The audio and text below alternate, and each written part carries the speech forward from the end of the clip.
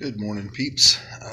Sorry for squinting. This light's pretty bright, but anyway, so the purpose of this video is to kind of talk to you about falling off the wagon with carb night and resetting, doing orientation, and the potential damage of what happened. So I'd like to sit here and pretend like I did this for you or the YouTube people or try to motivate and blah, blah, blah. The fact of the matter is I'm a food addict and I'm fat because of it.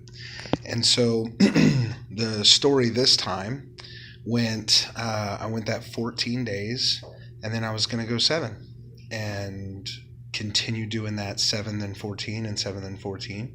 And just like the last time that I went 14 days, I ended up having my carb night, which was awesome, and then screwing it up the next day. So Sunday tore it apart, and then Monday got to work and there was muffins, and then the next day there was cookies and blah, blah, blah. And so I did the math and said, okay, a 10-day normal reorientation for carb night, I need to start that diet back on Thursday.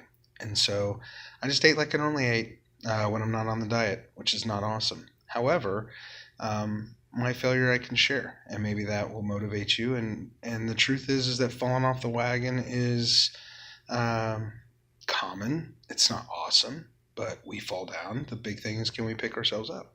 So one thing I want to talk to you about is sometimes I can tell when I become carb adapted instead of fat adapted. I don't drink these very often. I used to all the time, but Powerade Zero, as you can see, when you are fat adapted, these things are so sweet. It's almost sweeter than like Kool-Aid. At least that's what it tastes like to me. But today when I drank just a little bit out of it, I noticed that it was very watered down, which meant that I'm more carb adapted than fat adapted. The other thing I want to take just a second to show you is that there's hidden carbs in things. These used to say zero carb. Powerade Zero had 0 carbs. And then I noticed, it was a long time ago when I noticed, but they changed the label to say less than 1 gram per serving. Well, there's 2.5 servings. So therefore, you're looking at a situation where before I was drinking a whole bunch of these and I stalled out and I didn't know why. So I went from counting this as a 0 carb drink to where now less than 1 gram. Is it like 0.9? Is it 0.02? I have no idea, so I have to count it as 1 carb. Well, if I count it as 1 carb per serving, now all of a sudden the 0 carb drink turned into a 2.5 carb drink, and I was drinking like 6 of these a day. So the sweeteners and stuff probably also helped to do that. So we're just going to do a quick weigh-in. This is day 1 of the reorientation. So I ate like shit last night. Whole box of macaroni and cheese, you name it, just went off the deep end. So we're going to see what kind of damage. The last time I was at 260 and a half, and that was last Friday. So less than a week ago. So let's see where we're at. And just like last time where I normally stick at 282 and go, we're going to go the opposite direction. So there's 260 and a half. And it's way too light. Way too light.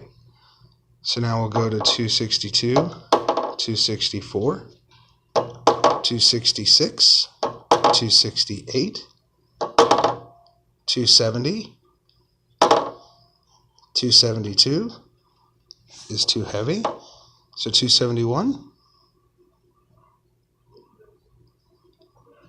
270 and a half. And there she is, 270 and a half, 10 pounds.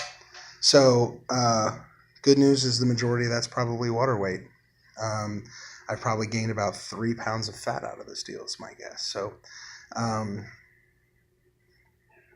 tough times, but we'll go back to the original diet and we'll square some stuff away. I will do a 10-day reorientation. That'd take me not to obviously this Saturday, but the following Saturday before I do a carb night. We'll weigh in that Friday before and see where we're at.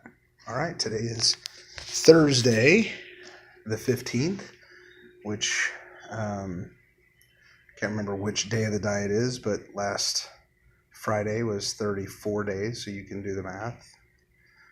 Day 40 of the diet, and I'm back to 270.